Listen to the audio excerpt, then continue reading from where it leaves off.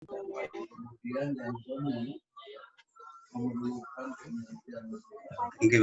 kasih banyak Bapak Ibu saudara sekalian. Alhamdulillah rabbil alamin. Wassalamu ala asyrafil mursalin sayyidina Muhammadin wa ala alihi washabihi ajma'in. Allahumma shalli ala Muhammadin wa ala ali sayyidina Muhammad kama shallaita ala Ibrahim wa ala ali sayyidina Ibrahim fil alamin innaka Hamidum Majid. Amma ba'd. Bapak dan Ibu mahasiswa sekalian yang saya hormati dan saya hargai, selamat berjuang Bapak Ibu. Belajar daring tentu tidak mudah, lumayan ribet lah gitu ya. Karena kadang-kadang kondisinya sinyal,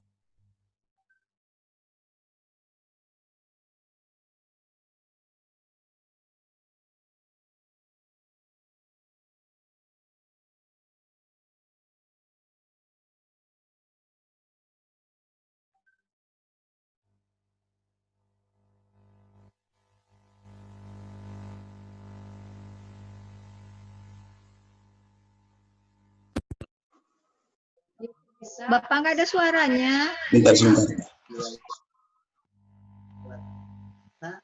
Kirimkan suaranya, kirimkan materinya.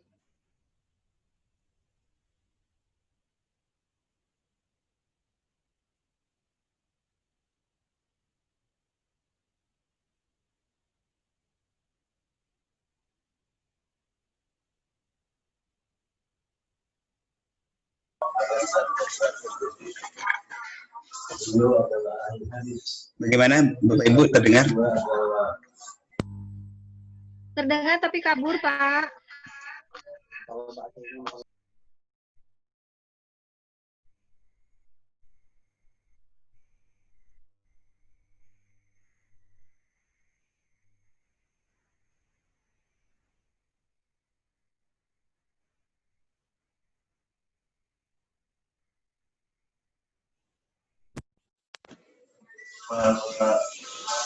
Halo, gimana terdengar?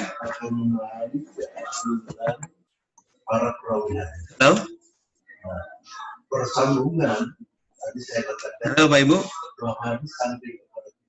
Halo?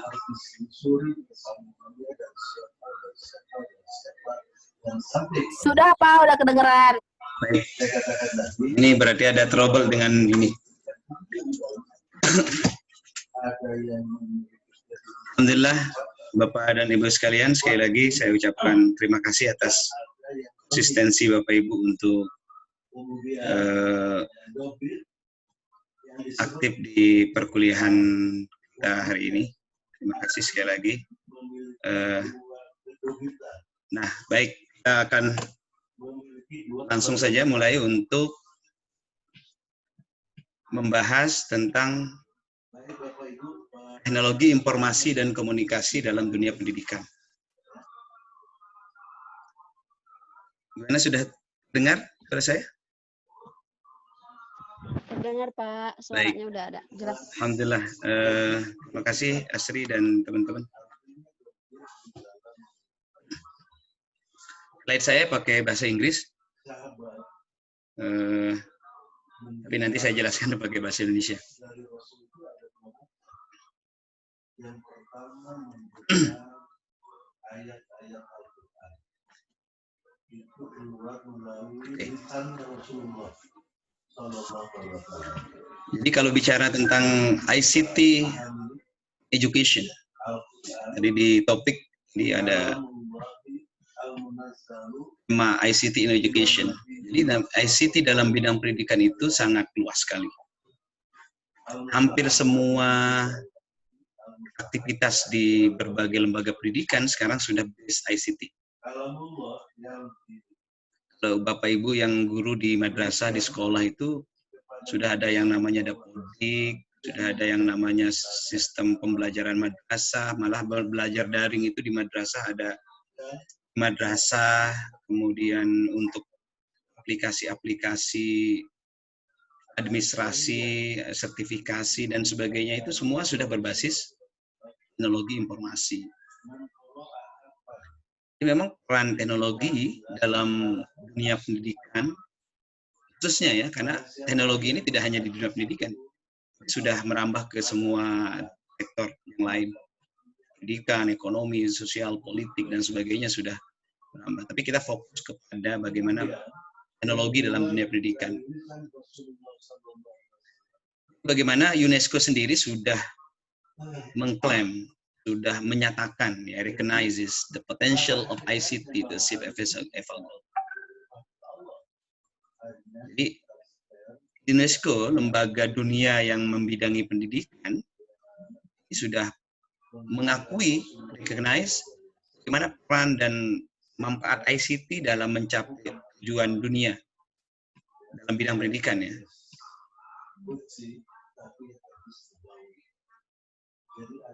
Karena itu tidak ada alasan bagi kita untuk menghindar, apalagi ogah-ogahan untuk menguasai, memahami teknologi dalam kegiatan pembelajaran.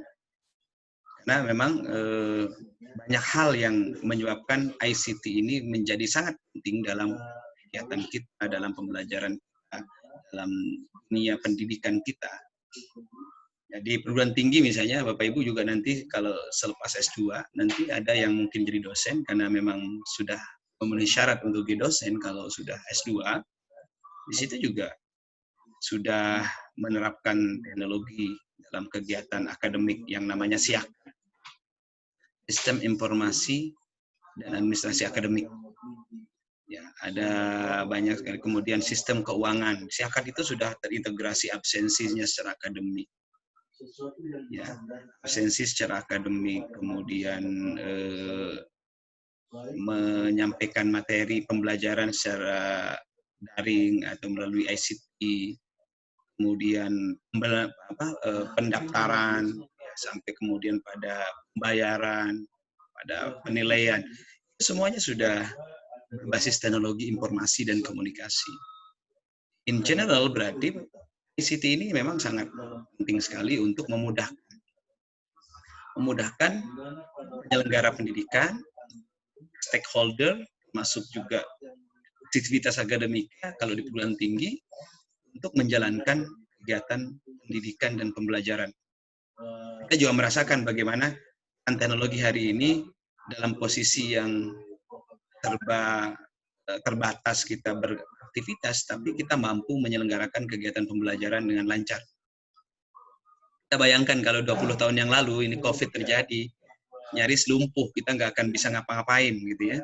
20 tahun yang lalu internet belum ada, ya gadget belum ada, segalanya belum ada.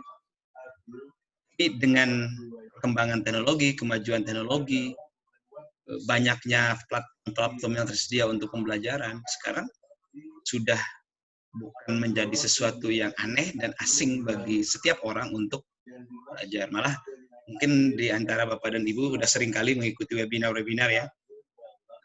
Seringkali mengikuti webinar-webinar itu adalah manfaat dari teknologi informasi yang sangat memudahkan kita untuk mengikuti berbagai kegiatan secara daring. Alhamdulillah saya selama COVID ini hampir dapat sertifikat sekitar 13-14 sertifikat ya. Saya sering mengikuti kegiatan pembelajaran daring. Saya juga beberapa kali menyelenggarakan kegiatan webinar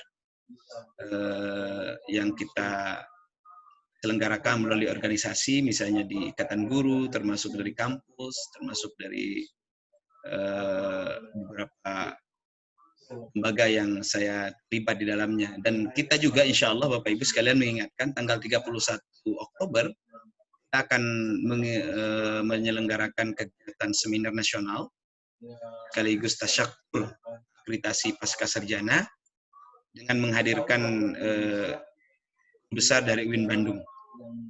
Bapak Ibu tanggal 31 sekaligus mengingatkan diwajibkan seluruh mahasiswa untuk hadir. Kehadirannya saat webinar itu akan dijadikan referensi untuk kehadiran perkuliahan. Dicatat tanggalnya tanggal 31 hari Sabtu di jam 7.30 melalui Zoom meeting yang akan kita berikan linknya 2 atau 3 hari minus. Yes. Jadi nanti pembicaranya dari Bandung, ada Profesor Juhaya, ada Profesor Najib, masuk juga ada Dr. Deden Effendi, dan dihadiri oleh seluruh mahasiswa, bukan hanya S2, tapi S1, S2, yang kita prediksi sekitar 700-an akan menghadiri kegiatan webinar secara live, dan kita akan menyelenggarakan pusat kegiatannya di Aula Auditorium Kamar Sanusi.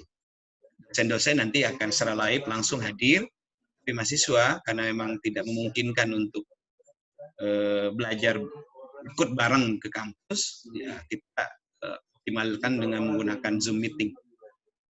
Kira-kira seperti itu gambarannya bagaimana potential of ICT achieve of a goal in dalam bidang apa? Enable to inclusion group with no access of education. Dengan teknologi, dengan ICT ini memungkinkan komunitas-komunitas, kelompok-kelompok inklusi untuk yang tidak mendapatkan akses pendidikan untuk bisa mendapatkan akses pendidikan. Memungkinkan orang yang kesulitan misalnya untuk bertatap muka karena jarak dan jarak itu untuk bisa mengikuti kegiatan pembelajaran. Bapak Ibu kalau mendapat informasi dari ini, beberapa kampus-kampus besar di Eropa, di Amerika, bahkan di negara-negara ASEAN sekalipun, banyak sekali yang membuka khusus pembelajaran online. Jadi tidak perlu datang ke Amerika, tidak perlu datang ke Malaysia, tidak perlu datang ke kampus-kampus besar di situ, tapi kita bisa mengakses pembelajaran melalui daring. Soalannya memang mindset kita masih terkontaminasi dengan aktivitas yang memang namanya kuliah itu tatap muka. Ya ada plus minusnya ya. Mungkin di ruangan ini ada yang pengen tatap muka banyak, ada juga yang lebih enjoy dengan pembelajaran daring karena kita bisa lebih fleksibel gitu. Bapak Ibu bisa presentasi, Bapak Ibu bisa berkomunikasi, Bapak Ibu bisa mengirimkan tugas dan sebagainya. Ini juga bagian dari manfaat teknologi. Improve the quality of teaching and learning. Nah, sekali lagi, kedua adalah dapat meningkatkan kualitas pembelajaran. Dapat meningkatkan kualitas pembelajaran dari penggunaan ICT dalam kegiatan pendidikan itu akan sangat memudahkan dan meningkatkan quality of teaching and learning. Sehingga ketika Bapak Ibu menerapkan pembelajaran berbasis teknologi informasi, di situ kan sesuatu yang abstrak bisa menjadi lebih nyata, sesuatu yang mungkin dalam bayangan, tapi kita bisa visualisasi dalam bentuk gambar-gambar yang real, yang nyata.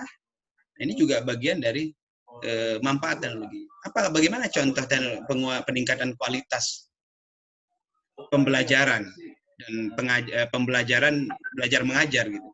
Bapak Ibu sebagai mahasiswa itu sangat memudahkan sekali untuk mendapatkan sumber-sumber belajar dengan teknologi ini. Sebelumnya kalau tidak salah di semester 1 ya pernah saya sampaikan Bapak Ibu bisa mencari buku-buku melalui berbagai aplikasi-aplikasi. Misalnya pdf.com itu salah satunya. Saya sudah sampaikan sebelumnya. Itu tinggal ada jutaan buku, tinggal Bapak Ibu kemudian pilih nama bukunya atau tulis nama judul bukunya, Bapak Ibu tinggal download. Ya tadi misalnya mata kuliah filsafat ya, cari ada banyak sekali. Apalagi kalau Bapak Ibu yang punya kemampuan berbahasa Inggris bisa lebih banyak sekali, lebih banyak mencari referensi berbahasa Inggris. Tuh. Yang kedua jurnal. Jurnal jutaan ada di dunia dari berbagai negara. Jurnal yang berbahasa Inggris khususnya. Nah, Bapak Ibu tinggal bisa mendapatkan jurnal itu melalui berbagai platform, berbagai e-jurnal dalam maupun luar negeri. Yang berkualitas kelas dunia, yang namanya ya, Q1 atau Scopus, yang kualitas penelitian. Itu juga Bapak Ibu dengan mudah mengakses, mendapatkan informasi itu, atau jurnal-jurnal itu tanpa perlu bergerak dari tempat duduk. Tanpa perlu membayar malah. Compare with ketika saya masih kuliah S1 misalnya, jangankan untuk mencari jurnal, mencari buku, mencari sumber-sumber bacaan luar biasa susahnya. Ketika ada dosen ngasih tugas, kita berebut untuk masuk ke perpus, kita berebut untuk mendapatkan sumber-sumber yang memang dibutuhkan. Kita ke perpustakaan daerah waktu saya dulu S1. Bapak Ibu juga mungkin di sini ada yang S1-nya udah lama ya, mungkin 10 atau 20 tahun yang lalu, kerasa sekali. Bahkan mungkin di sini ya kalau agak senior, ya mungkin dulu skripsinya masih pakai print masih mesin ketik gitu ya. Kalau misalnya sekali dicoret sama pembimbing itu harus ngetik ulang dari awal gitu. Buru-buru mau mencari sumber-sumber skripsi orang atau tesis orang. Hari ini dengan adanya perkembangan teknologi informasi dan komunikasi, kita dengan mudah mencari contoh-contoh tesis. Ingat ya, contoh-contoh bukan untuk diadopsi. Contoh-contoh tesis, contoh-contoh disertasi dalam dan luar negeri, contoh-contoh artikel, bahan-bahan belajar banyak sekali. Tinggal punya kuota saja. Dan punya keinginan mau membaca gitu. Nah, tentu ini adalah keunggulan. Itu dari segi mengajar. Dosen juga ketika mengajar atau guru ketika mengajar dapat dengan mudah mendapatkan sumber-sumber bahan ajar. Dengan mudah mencari sumber-sumber pembelajaran dari internet, dari sumber-sumber terpercaya. Nah, masuk media-media yang digunakan pun sekarang sudah banyak ya. Misalnya Bapak Ibu ya, kalau misalnya dulu ya namanya ujian ulangan itu kan manual ya, fotokopi, kemudian ngoreksi, lumayan cangkel gitu kalau bahasa cangkel itu bahasa mana ya? Bahasa Lomboknya apa Pak Oji? Bahasa Lomboknya kalau cangkel itu ya? Bahasa Sunda, Pak, cangkel. Kalau cangkel bahasa Sunda, di sini ada orang Lombok. Gimana Pak Oji? Bahasa Sundanya, bahasa Lomboknya cangkel itu apa ya Pak Oji? Saya sudah lama di sini jadi lupa bahasa Lombok. Pak Oji di atas motor, Pak, Halo? kuliahnya. Bahasa apa? Cangkel itu Lagi bahasa masih di Lomboknya apa jalan. Pak Oji? Eli ini tidak dengar. Ya cangkel itu libet gitu ya kalau bahasa Lomboknya. Iya. Jadi bahasa Lomboknya bukan libet, apa libet itu bahasa Indonesia. Libet itu bahasa Lomboknya apa Pak Oji? Pak Oji juga udah lama di Sunda jadi sudah lupa bahasa Lombok, nggak apa-apa. Jadi Lupa. Jadi sangat luar biasa, mudah sekali kita mendapatkan informasi. Pak Oji juga saya tahu skripsinya udah lama banget dia. Jadi dulu jangan-jangan masih mesin ketik gitu nulis skripsi. Nah, artinya sumber-sumber belajar yang kita dapatkan hari ini itu memudahkan. Sumber-sumber pengajaran dari misalnya mencari materi-materi. Belum lagi menggunakan aplikasi-aplikasi misalnya membuat soal, sekarang sudah banyak aplikasinya. Misalnya menggunakan Edmodo, menggunakan Quizzes, menggunakan Google Form, menggunakan Socrative, menggunakan banyak sekali. Nah, yang dimana Bapak Ibu kayak kemarin misalnya ketika UAS ya, UAS bahasa Inggris itu kan begitu Bapak Ibu selesai menjawab, udah langsung keluar hasil. Jadi nggak perlu lagi capek-capek memeriksa one by one gitu. Itulah kemudahan teknologi sehingga dengan begitu memudahkan kita untuk memberikan treatment kepada peserta didik kita karena hasilnya kita sudah dapat. Apalagi dalam tanda kutip guru yang sibuk kadang-kadang anak disuruh ulangan tapi tidak pernah diperiksa. Sibuk gitu ya, apalagi kalau dalam satu sekolah ngajar 24 jam, 20 kelas, ada yang 20 kelas, ada yang 16 kelas. Kelasnya itu ada 36. Umpuk tuh koreksian ya. Ya kadang-kadang nah daripada nggak dikoreksi kadang-kadang ya dikoreksi pakai indera keenam. Terawang gitu. Wah ini dapat sekian, ini dapat sekian, ini dapat sekian. Itu juga tidak objektif. Tapi dengan teknologi kita bisa bikin soal, kemudian soalnya kita kasih kunci jawaban, kemudian nanti begitu mahasiswa selesai jawab, automatically mereka akan langsung melihat hasilnya. Nanti kita akan coba praktik ya bagaimana membuat soal-soal ulangan online gitu ya menggunakan aplikasi-aplikasi yang tersedia banyak sekali. Increase the efficiency and effective education planning and administration. Yes, pasti. Tingkatkan efisiensi. Efektif dan efisien. Siapa yang membantah bahwa teknologi ini menghemat waktu, menghemat biaya. Ya, yang kayak tadi contohnya, yang tadinya kita butuh waktu berjam-jam mengoreksi hasil ulangan anak, sekarang nggak perlu. Hitungan detik begitu selesai, Bahkan kita bisa tahu berapa banyak orang yang salah, berapa banyak siswa yang nomor 1 salah, berapa banyak siswa yang nomor 2-nya salah, berapa banyak siswa yang nomor 3-nya salah. Bisa kita deteksi. Siapa yang salah soal nomor 10. Nah, artinya kemudian kita bisa deteksi mengapa di soal nomor 15 itu banyak yang salah. Jangan-jangan soalnya yang keliru, jangan-jangan ada masalah dengan soal itu sehingga kok prioritas. Ini juga memudahkan kita karena by system itu sudah terekam, itu sudah teridentifikasi sehingga guru dengan mudah. Ya, bayangkan kalau Bapak Ibu menghitung manual dari sekian ratus siswa, berapa banyak yang menjawab benar soal nomor 1, berapa banyak yang menjawab benar soal nomor 2. Nggak mungkin sekali. Jadi menghemat waktu, menghemat biaya, lebih objek. Jadi teknologi ini tidak bisa menggunakan indera keenam. Teknologi itu kan pasti. Ya, kalau salah ya salah. Gitu. Nah, sesuai dengan tentu kunci jawabannya disesuaikan. Jadi sangat menghemat dalam perencanaan. Jadi menghemat waktu, increase efisiensi dan efektivitas. Jadi perencanaan di sini ada Wakasek, ada kepala sekolah mungkin di sini ya. Ada kepala sekolah di sini yang saya tahu ada Ibu Zena, kepala sekolah SMK. Jadi dengan mengembangkan teknologi ini ya kita bisa mudah gitu. Misalnya ya pendaftaran online ya. Calon siswa nggak perlu datang ke sekolah. Ya kan? Kemudian bayaran online ya. Sekarang sudah banyak ya aplikasi-aplikasi.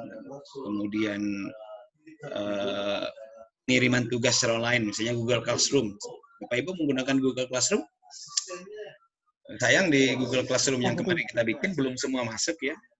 Bapak Ibu bisa mengirim tugas di situ. Bapak Ibu bisa komentar di situ. Kemudian hasilnya setelah saya periksa bisa kembalikan lagi di situ. Itu kan menghemat semuanya. Menghemat waktu, menghemat tenaga. Masih terdengar suara saya? Masih terdengar suara saya? Terdengar, Bapak. Nah, saya baik. Jadi menghemat waktu. Jadi ini berdasarkan UNESCO ya. UNESCO itu memahami dan mengakui bagaimana peran ICT itu dalam dunia pendidikan sangat luar biasa. Kemudian coba kita lihat enhancing the quality of teaching and learning through ICT. Jadi dapat meningkatkan kualitas pembelajaran. Di tengah ini ada enhancing the French and quality of teaching and learning through ICT. Dalam bidang apa? Dalam education policy. Ya, kebijakan pendidikan. Jadi dengan adanya ICT ini kebijakan pendidikan jadi lebih mudah. Orang-orang yang menjabat, yang sebagai pejabat untuk membuat kebijakan, dia akan lebih mudah untuk menerapkan kebijakan yang akan terhindar dari asal bapasena, akan terhindar dari segala macam itu sangat penting. Yang kedua, misalnya training of teachers, pelatihan guru juga dimudah sekali, ya, menggunakan daring. Ya, Bapak Ibu sudah merasakan, kita juga merasakan bagaimana pelatihan sekarang nggak perlu ngeluarin biaya gitu ya, bisa kita ikut latihan, dapat sertifikat secara online. Sehingga peningkatan kualitas guru dan dosen misalnya sangat memungkinkan karena kita dapat mengikuti berbagai kegiatan daring, belajar secara daring tanpa bayar, dari rumah sambil tiduran, bahkan sambil melaksanakan aktivitas. Tadi saya lihat banyak yang sambil nyetir tuh. Jadi saya pagi-pagi saya lihat Asri di dalam mobil, terus Ibu Weli kalau tidak salah sambil nyetir ya. Sambil nyetir bisa sambil mendengar dosen ceramah gitu ya. Nah ini multitasking jadinya. Ada yang mungkin di situ sambil masak, jangan-jangan ya. Ada yang mungkin sambil gendong anak gitu. Ada juga mungkin yang hari ini sambil apa gitu. Ya, artinya bisa kita melakukan aktivitas itu dalam waktu yang bersamaan. Kayak Pak Haji tadi sambil nyetir motor gitu. Biasa itu. Hanya di era teknologi orang bisa belajar sambil nyetir motor. Gitu. Ya, sambil bawa motor gitu. Hati-hati jangan lihat kameranya Pak Haji kalau sambil nyetir. Ini nggak usah hidupin lah kameranya. Nanti kalau fokus ke kamera atau ke videonya, nanti jalan kemana kita kemana gitu ya. Ya prinsipnya, jadi fleksibilitasnya tinggi. Makanya kalau saya lihat ada mahasiswa yang jarang ikut daring, aneh menurut saya. Ya, tidak ada alasan ya orang, maaf, saya mau cek nih, orang Bogor sudah ada di sini Pak Rasimul. Ada mahasiswa dari Bogor, saya mau cek nih, saya belum nggak lihat daftar hadirnya. Halo Pak Rasimul, Arbab sudah ada di sini? Nah, berarti nggak ada. Jadi nggak ada alasan orang Bogor tidak bisa Tadi kuliah. ada, Pak. Ya. Tadi ada, Pak. Ada ya, tapi halo Pak Rasimul, apakah mendengar suara saya? Belum, berarti keluar lagi tuh. Ya banyak kendala, alasannya mungkin ada yang kena sinyal, atau mungkin kuota, atau mungkin macam-macam lah ya, memang ya itu expector gitu ya, itu bagian dari faktor-faktor. Tapi secara prinsip, mayoritas alhamdulillah sudah terkendali dengan baik gitu ya, sudah bisa berjalan sesuai dengan planning, walaupun ada kekurangan sedikit-sedikit. Sama dan Bapak Ibu. Kalau dalam 16 kali pertemuan kemudian hanya hadir sekali, itu kan perlu dipertanyakan, ini serius nggak sih jadi mahasiswa? Ya kalau sekali dua kali gangguan sinyal, oke lah. Kan sebetulnya pada saat jadwal kuliah itu kan bisa naik gunung dulu untuk nyari sinyal, dalam tanda kutip ya. Bukan maksudnya kalau rumahnya agak ke dalam sedikit ya tinggal ya melimpir ke daerah atau ke daerah yang agak ke ini untuk kemudian ikut kegiatan pembelajaran gitu. Alasannya kuota gimana Pak? Sekarang kantor-kantor sudah banyak yang ada wifi ya. Ya kalau yang ngajar di sekolah biasanya hampir semua sekolah sudah punya wifi. Tinggal khususkan hari Jumat Sabtu atau Sabtu lah paling tidak, datang ke sekolah full. Bahkan ini ada solusi nih teman-teman. Sebetulnya kalau misalnya berkesempatan ngumpul 10 orang, 15 orang, ya bisa di polo air misalnya di Asyafiah. Ya Pak Oji tinggal membuka pakai Infocus, pasang speaker, ya sambil makan-makan, layarnya di situ terlihat dosennya. Itu kan luar biasa, sekali mudah sekali kan. Jadi yang tadinya masing-masing punya. Ini juga di kandang ayam, Pak. Kalau gitu absennya gimana Pak? 10 orang langsung atau gimana? Ya, ada di kandang ayam katanya nih, di kandang ayam mana ini? Betul Pak. Ya, jadi artinya sangat mudah sekali. Jadi tidak ada alasan ya Pak Ahmad untuk teman-teman yang malas ini. Tolong diingetin teman-teman kita yang masih belum sadar untuk ayo mari belajar bareng walaupun daring. Ya, karena emang nggak ada pilihan untuk sementara ini ya kita memang memilih untuk tatap muka. Tapi karena satu dan lain hal, tadi pagi saya dapat WA dari Pak Kosma, Pak bisa nggak ke situ ya? Saya bilang saya jadwalnya di akhir. Berikutnya adalah jadwal Prof. Najib. Ya kan agak repot juga misalnya harus menjegang atau mengambil jadwal profesor saya, Pak saya mau masuk dulu, kan gak enak sekali. Kecuali kalau jadwal saya mungkin setelah juga mungkin saja, saya dari rumah dekat sekali kan ke situ, dari rumah saya ke Islamic Center itu ya lebih dekat dari saya ke kampus.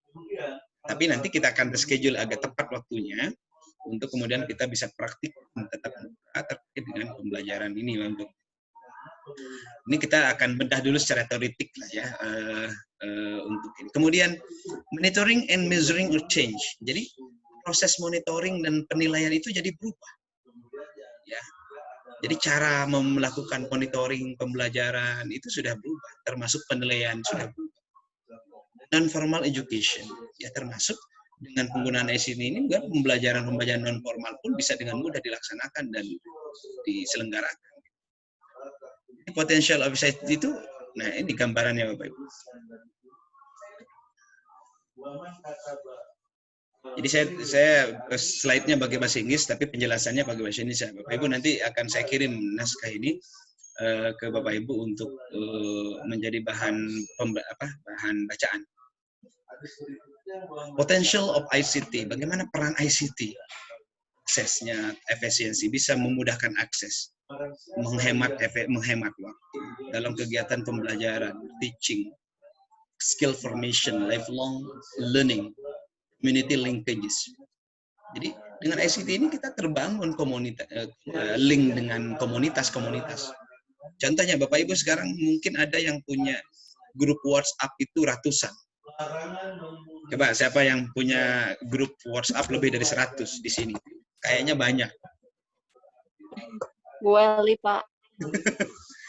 Saya punya grup WA Bu Eli berapa coba? Saya udah menghitung satu handphone saya itu 250-an.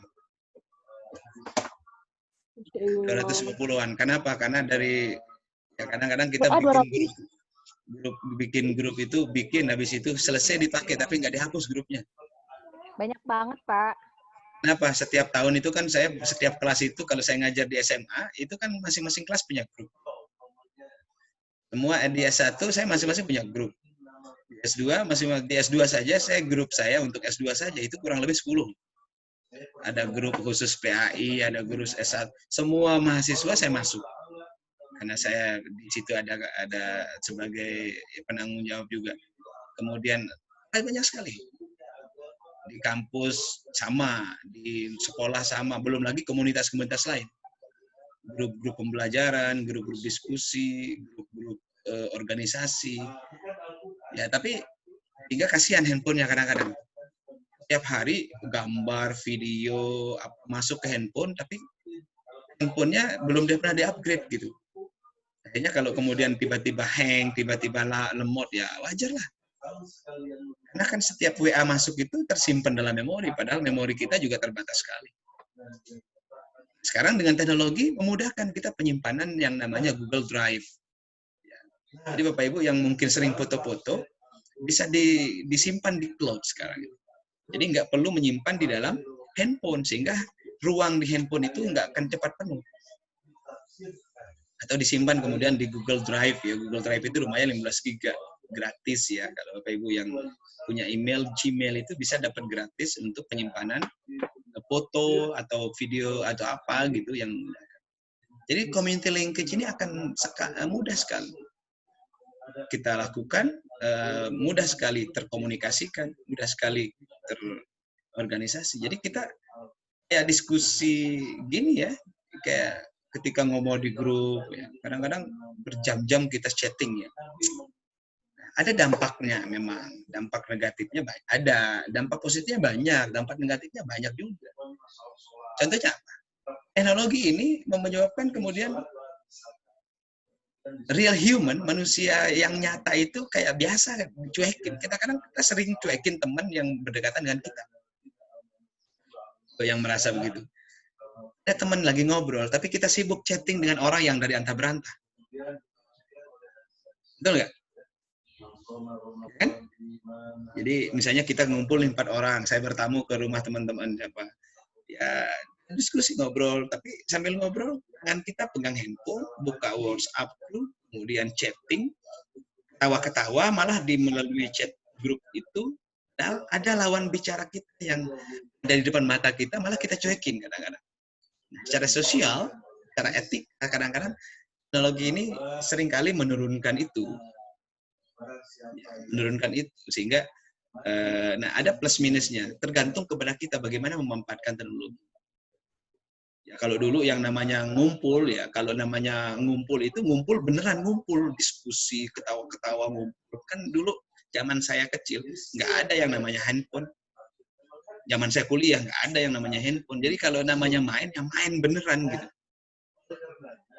Kalau sekarang diajak main, tapi handphone di tangan, itu kadang-kadang lebih sibuk dengan main handphone daripada main sama kita. It is the problem. Jadi problem itu tentu. Jadi syarat sah menyembelih. Bisa kalau kita menyembelih binatang, mau ayam, kambing, sapi, apalagi bebek, itu ada syarat sahnya, ada aturannya. Asal maaf, ada suara yang masuk. Ini lagi suaranya. Iya. Itu suara siapa ya, mohon? Pak Samsudin, Pak. Kayaknya lagi ngajar dia ya. Pak Samsudin.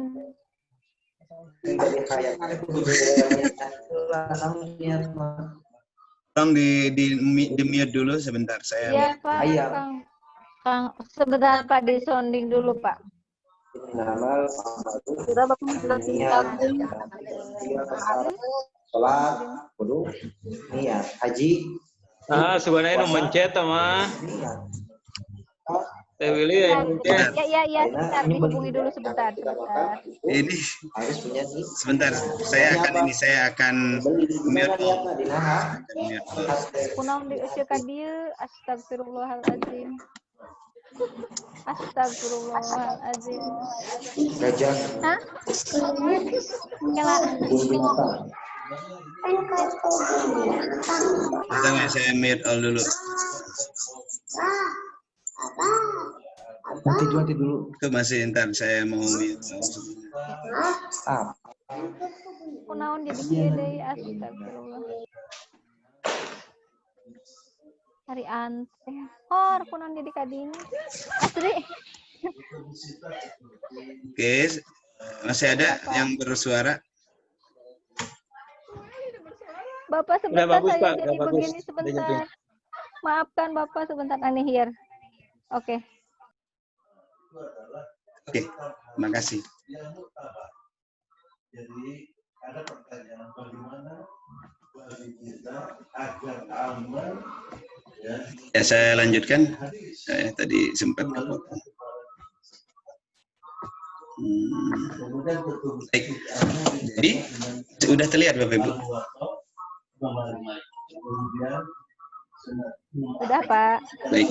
Udah Jadi kelihatan. obstacle of placemaker memang ada masa persoalan-persoalan untuk pembuat kebijakan untuk kaitannya dari situ. Persoalan-persoalannya mungkin terkait dengan lack of awareness, kurangnya kesadaran, lack of technical and policy capacity, kurangnya teknis dan kapasitas kebijakan, lack of political leadership. Itu persoalan lain, ini mungkin lebih terkait kepada kebijakan-kebijakan ya. Pertama dalam hal ini mungkin yang dimaksud itu adalah kebijakan PBB.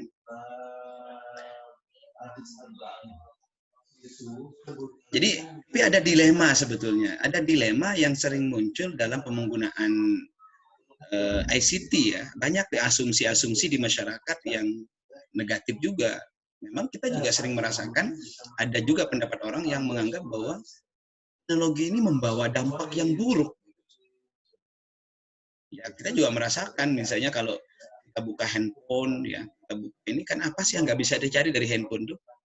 Apa sih yang nggak bisa didapat dari handphone dengan pakai internet? Kita tulis apapun di Google itu kan muncul. Kalau misalnya kita tulis kotor ya keluar gambar-gambar atau tulisan kotor. Ketika kita tulis yang baik maka akan muncul tulisan-tulisan yang baik.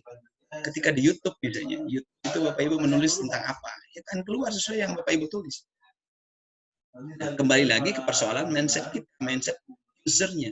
Kita sebagai user, ya, apalagi ini jurusan-jurusan agama. Kalau di dalam diri kita memang sudah memiliki yang namanya keyakinan, keimanan yang kuat, itu sudah memfilter by system, by automatically akan memfilter diri untuk tidak mengakses hal-hal yang tidak baik. Jadi ada yang mempertanyakan tentang values of ICT, nilai yang didapat dari ICT ada, nilainya hilang. Value itu kan nilai positif. Jadi bisa menghilangkan. Ada mitos juga, mitos. Ada hal yang orang yang mengatakan, apalagi kalau ada paham-paham tertentu yang kadang-kadang menyebabkan orang jadi negatif thinking ya. Di samping juga banyak yang menggunakan teknologi khawatir kena undang-undang gitu karena emang dengan adanya Facebook, Twitter, Instagram dan banyak lagi yang lainnya menyebabkan orang juga ya tergantung lagi sekali lagi bagaimana kita memanfaatkan teknologi ini untuk kemaslahatan. Tergantung kita. Barat pisau ini kalau di tangan orang jahat mungkin akan bisa melukai banyak orang. Tapi kalau di tangan orang soleh, pisau ini akan menjadi manfaat. Teknologi ini kalau di tangan orang soleh, insya Allah akan digunakan sebanyak-banyaknya untuk belajar. Bisa mengikuti kegiatan tablik secara live, nonton dakwah secara live, banyak sekali. Tinggal milih ustadznya. Ustadz dari manapun kita bisa tonton dakwahnya. Pada saat dengan kesibukan kita tidak bisa datang ke tempat pengajian, dengan YouTube kita bisa ikut live YouTube. Dengan YouTube kita bisa memilih ustadz yang kita butuhkan. Dengan YouTube kita bisa belajar tentang materi ini misalnya. Apa yang kita tidak bisa, apapun kita bisa cari. Jadi, realitas yang terjadi hari ini ketika berbicara tentang ICT dalam dunia pendidikan adalah harus jelas, harus kita punya analisis yang jelas bagaimana memanfaatkan teknologi ini dalam kegiatan pendidikan. Pertama adalah harus dianalisa tentang educational objective. Tujuan yang ingin dicapai dalam bidang pendidikan itu apa? Sehingga harus memungkinkan membutuhkan teknologi. Yang kedua adalah harus memahami tujuan dari ICT itu sendiri. Harus paham tentang tujuan pendidikannya, kemudian harus mengerti tujuan penggunaan ICT-nya, understand potential of ICT, juga memahami peran ICT-nya untuk mencapai tujuannya, sustainability of ICT, bagaimana keberlanjutan, mengukur keberlanjutan dari ICT, plan program investment, juga harus bisa merencanakan program jangka panjang untuk penggunaan ICT, and implement pre and pro-requisites, bagaimana menerapkan sebelum dan setelah menerapkan ICT dalam pendidikan, termasuk juga yang harus dilakukan adalah evaluate and adjust continuously. Jangan lupa, dalam pendidikan ini harus terevaluasi. Efektivitas penggunaan ICT dalam pendidikan itu harus dilakukan evaluasi dan penyesuaian berkala. Apalagi kan ICT ini berkembang sangat cepat. Jadi perubahan-perubahan itu bisa terjadi setiap saat gitu. Nah, ini antara analyze, determine, understand, examine, plan, implement, evaluate, ini adalah hal-hal yang menjadi pegangan kita sebagai orang yang bergerak di dunia pendidikan, bagaimana nantinya memanfaatkan teknologi dalam pendidikan. Sekali lagi, teknologi itu in education, teknologi juga di bawah itu adalah ada in teaching and learning. Teaching and learning itu bisa presentasi, bisa evaluation, bisa untuk banyak hal ya, untuk pembelajaran. Payung besarnya sebetulnya adalah education. Kira-kira seperti itu. Apa pentingnya ICT gitu kan? Nah, ini necessities of ICT, perlunya ICT itu gimana gitu? Ya, mungkin kita nggak diperdebatkan lagi bagaimana ICT itu is very important. Dunia global, globalization. Jadi kita tidak seperti katak dalam tempurung yang hanya melihat Indonesia, tapi kita in short time we can see around the world, know everything happen in other world. Kita bisa tahu kapanpun dimanapun itu teknologi. Nggak lama lagi kayaknya Bapak Ibu, TV itu akan ditinggalin oleh kita. Saya sudah merasakan beberapa bulan terakhir ini saya malas, jarang sekali nonton TV. Nggak tahu ya Bapak Ibu. Biasanya kan di rumah itu nonton TV. Sekarang itu ya karena TV sudah di tangan gitu. Bahkan nggak perlu TV sekarang. Orang sudah lebih suka misalnya nonton YouTube. Nggak mau nyari apa. Lebih banyak yang artinya mungkin suatu saat nanti TV ini akan gulung tikar. Kalau TV ya tapi mungkin akan berubah. Kalau TV ini nggak segera berubah, maka dia akan ditinggalin. Kalau hanya menyiarkan melalui TV kabel, TV parabola, orang kan sudah beralih ke TV digital, TV yang memang sudah terintegrasi dengan laptop, terintegrasi dengan handphone dan sebagainya. Kenapa pentingnya itu globalization, economy, information, inovasi dalam bidang teknologi, knowledge base, ekonomi, society. Nah, namanya ekonomi dan sosial itu sekarang sudah berbasis pengetahuan. Mungkin Bapak Ibu sudah mendengar titik kosong. Industri 4.0. Kita akan kehilangan banyak pekerjaan 10-20 tahun yang akan datang dengan ICT ini, dengan teknologi. Dulu Bapak Ibu awal-awal ya Pak Oji, mungkin di sini masih ingat awal-awal dulu kita kalau mau nyari tiket pesawat itu langganan kita di Taman Sari namanya di kota ya. Pak Oji masih ingat tuh. Kalau misalnya mau pulang kampung tuh kita selalu nyari tiket ke sana.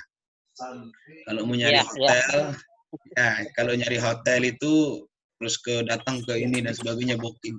Sekarang ngapain gitu? Sekarang ada Traveloka, ada beli-beli, ada tiket.com yang malah kita dapat banyak bonus, banyak potongan. Ini hal-hal seperti ini kan memudahkan ini, tapi itu juga ada dampak secara lain. Jadi di mana kemudian banyak sekali orang-orang yang kehilangan pekerjaan misalnya. biasa. Dulu kan menjamur sekali yang namanya penjualan tiket. Sekarang nyaris tidak ada. Ya, awal-awal dulu saya ke sini, mungkin Pak Oji juga masih ingat tuh. Kalau misalnya kita mau nelpon ke keluarga itu, kita kadang-kadang pakai warnet gitu ya.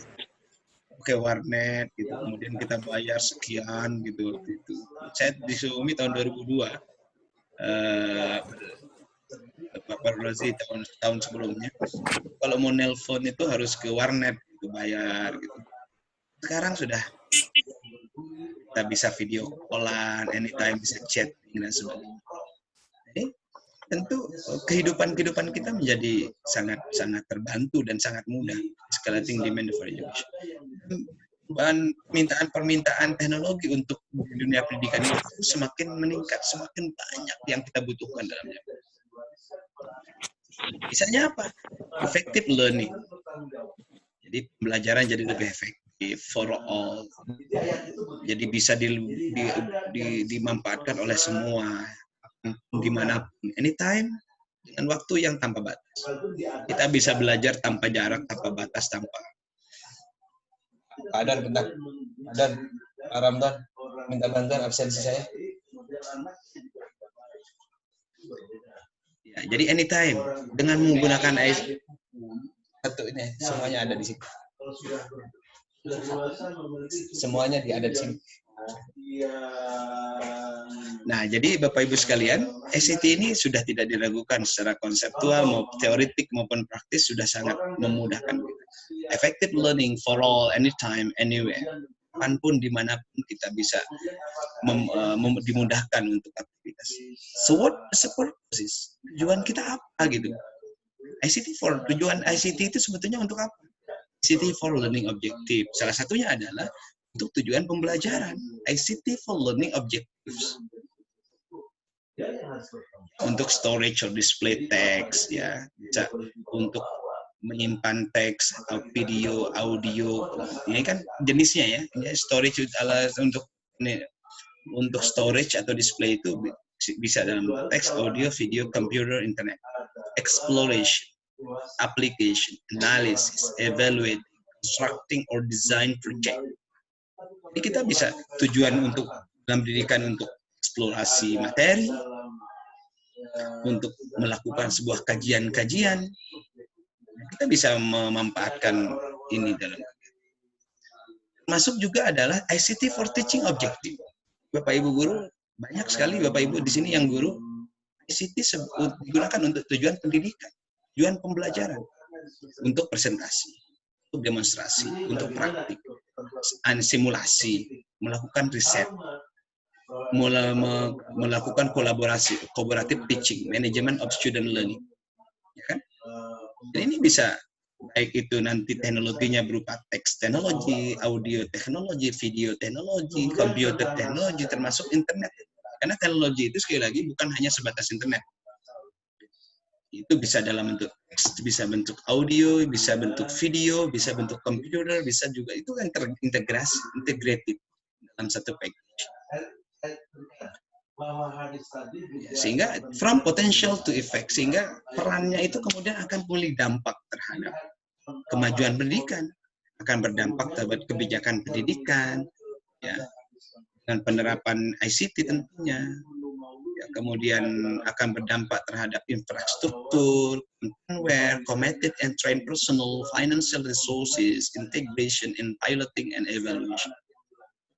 Nah, from potential to effect ini artinya bagaimana kemudian ICT ini nanti punya potensi ICT-nya bagus. Kemudian nanti tentu akan berubah tentang kebijakan pendidikan. Sebagai kepala sekolah misalnya akan berubah kebijakan pendidikan ketika misalnya sudah menerapkan teknologi.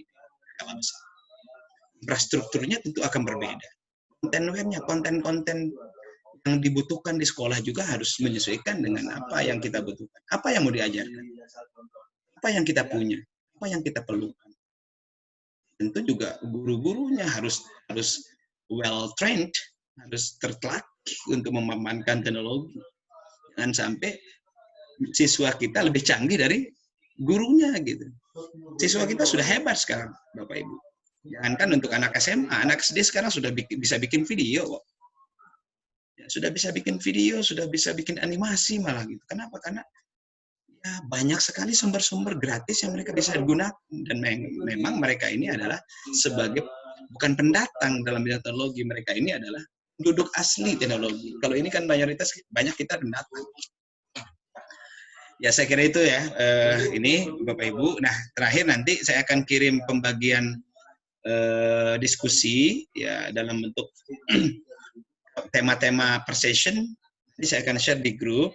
Dimohon nanti Bapak Ibu untuk pengantar sekaligus theoretically atau hal-hal yang mungkin terkait bagaimana ICT dalam pendidikan. Nah, untuk secara spesifik nanti saya sudah membuat pembagian-bagian atau subtema. Nanti saya akan share di grup. Bapak Ibu nanti diharapkan untuk bisa membuat pikiran atau menulis pemikiran-pemikiran Bapak Ibu kemudian disampaikan dalam forum diskusi mingguan. Diharapkan dalam 1 minggu itu mungkin ada 2 grup yang bisa menyampaikan ide gagasan dan topik-topik yang akan saya share nanti di grup WhatsApp. Ya, saya kira itu dulu Bapak Ibu ya. Di saya sekitar ada waktu sekitar 10 menitan sebelum kita closing. Mungkin sebelum saya akhiri ada pertanyaan, disilakan.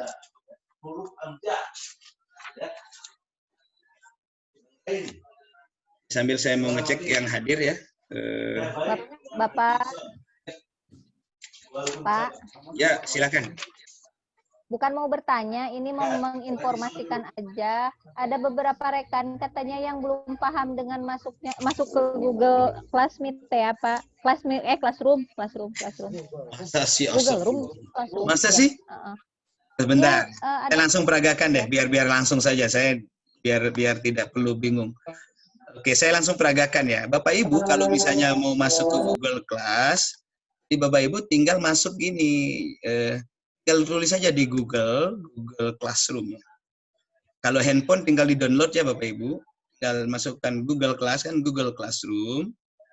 Itu Bapak Ibu harus punya email ya, ingat punya email Gmail karena syaratnya harus punya Gmail karena ini kan ini bentar. Nah, ini kan tinggal saya cari dulu. Ini kan Google Classroom saya nih. Saya juga buka dulu yang saya pakai di kelas kita. Oke. Gitu saya buka ini, Bapak Ibu. Kelihatan ini layar saya, maaf. Yang kontradiksi seperti apa? Loh? Terlihat layar saya? Kelihatan, Pak.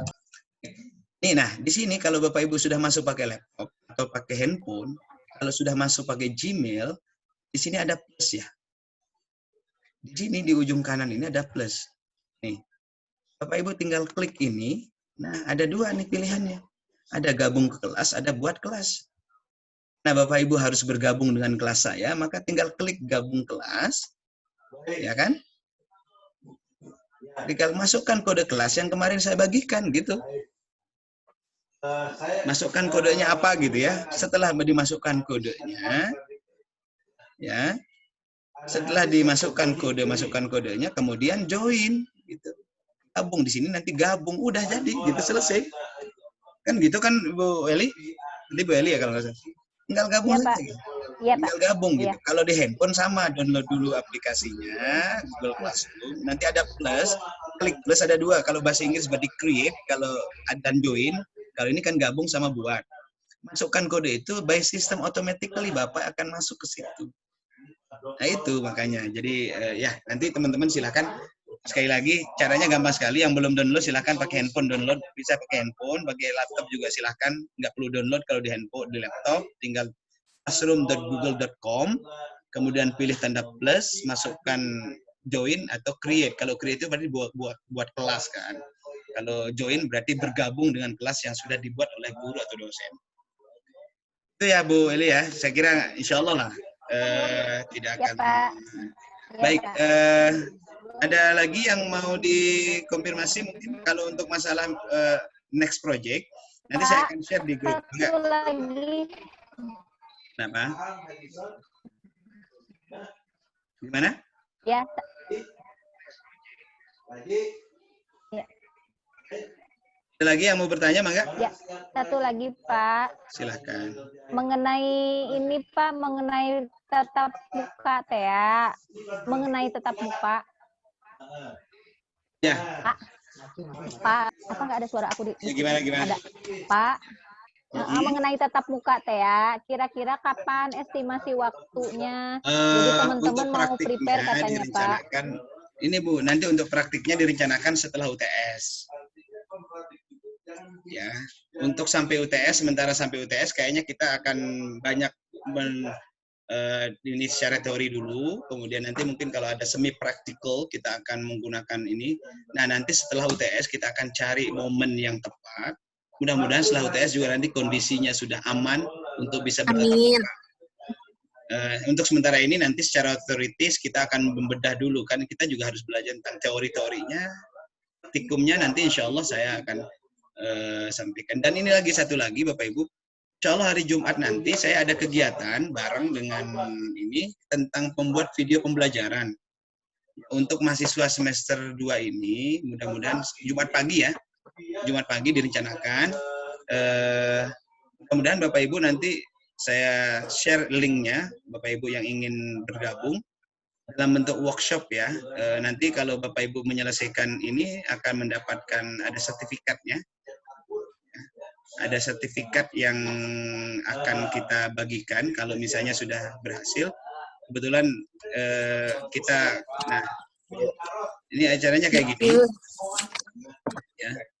Jadi insya Allah nanti kita akan selenggarakan online workshop membuat video pembelajaran dengan aplikasi Animation Maker. Tanggal hari Jumat depan pagi, insya Allah. Pembicaranya dari salah seorang guru, tapi sangat paham tentang teknologi. Mungkin boleh saya mengatakan, saya sangat rekomendasikan Bapak Ibu untuk bisa menghadiri kegiatan pada hari Jumat pagi. Dan nanti akan saya cek kehadirannya, kalau ada mahasiswa yang bergabung, itu akan saya tambahkan sebagai tambahan kehadiran nanti mungkin di daftar absensi saya gitu. Ya, itu saja untuk sementara ya Bapak Ibu. Linknya ya. Ya, nanti saya lagi disiapin ini. Ini bagus materinya tentang membuat video pembelajaran dengan Animation Maker. Itu dari ada Pandang namanya yang akan berbagi. Saya hanya mengantar saja nanti di kegiatan itu sekitar 2 jam. Dan langsung nanti ada praktiknya di rumah masing-masing untuk membuat. Nah, bagi yang sudah selesai praktik membuat video, akan diberikan sertifikat setara dengan 32 jam. Bagi yang PNS itu bisa naik, dapat 1 poin itu, 32 jam untuk pelatihan. Nanti yang data tangan kita kolaborasi dari kampus sama dari Ikatan Guru Indonesia, yang kebetulan saya Ketua Ikatan Guru Indonesia di Sukabumi. Baik, saya kira itu Bapak Ibu sekalian yang saya sampaikan. Terima kasih. Namun sebelum saya tutup, saya mau foto sebagai dokumen untuk saya absensi. Pastikan semuanya terlihat mukanya kalau bisa. Soalnya nanti nama-namanya, dan pastikan namanya sesuai dengan nama aslinya supaya nanti tidak salah nama. Oke, siap Bapak Ibu, 1, 2, 3. Saya lagi foto, 1, 2, 3. Ada 20 orang, alhamdulillah. Terima kasih Bapak Ibu atas perhatiannya.